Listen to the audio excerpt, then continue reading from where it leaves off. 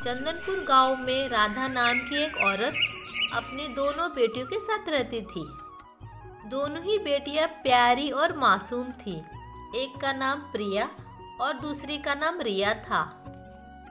राधा बहुत ही गरीब और लाचार थी। कुछ दिन पहले ही उसके पति की मृत्यु हो गई थी एक हादसे में। एक तो राधा को अपने पति के जाने का गम था और एक तरफ अपनी छोटी छोटी बेटियों को कैसे पालेगी, इसी सोच में वह डूबी रहती थी। उसके पास कुछ भी नहीं था जिससे वह अपनी छोटी बेटियों को पालन पोषण कर सके। उसके पति ने गांव वालों से कुछ कर्ज भी लिया था अपनी बीमार माँ के इलाज के लिए। माँ तो बची नहीं पर कर्ज हो गया। उस कर्ज को उतारे बिना उसकी भी मृत्यु हो जाती है। आए दिन गांव के लोग उसके पास पैसा मांगने आ जाते हैं। राधा बेटी, तुम मेरे पैसे कब लौटाओगी? चाचा जी, अभी तो मेरे पास पैसे नहीं हैं। तुम्हारे पति ने मेरे से पैसे उधार लिए थे अपनी माँ की इलाज के लिए, पर अब उसकी भी मृत्यु हो गई है। मुझे बुरा तो लग रहा है, पर मैं क्या करूं? मुझे भी पैसों की ज़रूरत है। ठीक है चाचा जी, 6 महीने का टाइम दीजिए, मैं आपके सारे पैसे लौटा दूंगी। फिर वो लोग वहाँ से चले जाते हैं। मेरे पास तो कुछ भी नहीं है, मैं अब अपनी बेटियों को कैसे पालूंगी? मुझे कुछ समझ में नहीं आ रहा है।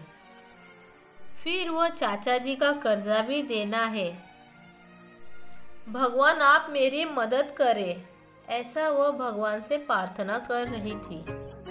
राधा के पास एक जमीन का छोटा सा टुकड़ा होता है। वो फिर अपने खेत में काम करने लगती है। फिर वो उस जमीन में टमाटर के बीज बो देती है।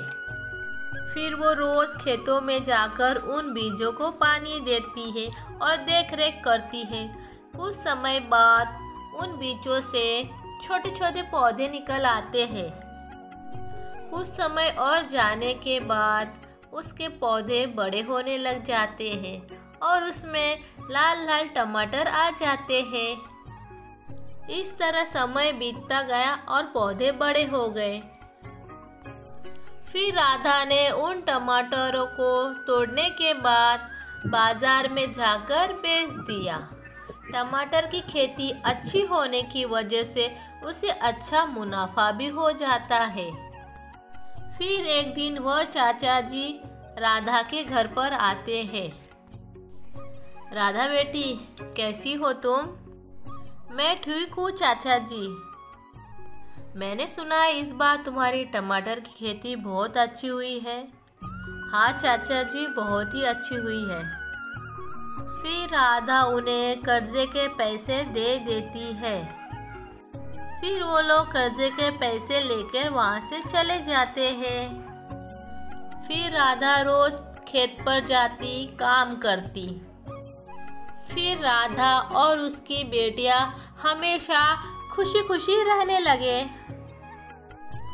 हालात कैसे भी हो दोस्तों, कभी भी हार नहीं माननी चाहिए और हमेशा मेहनत करते रहना चाहिए।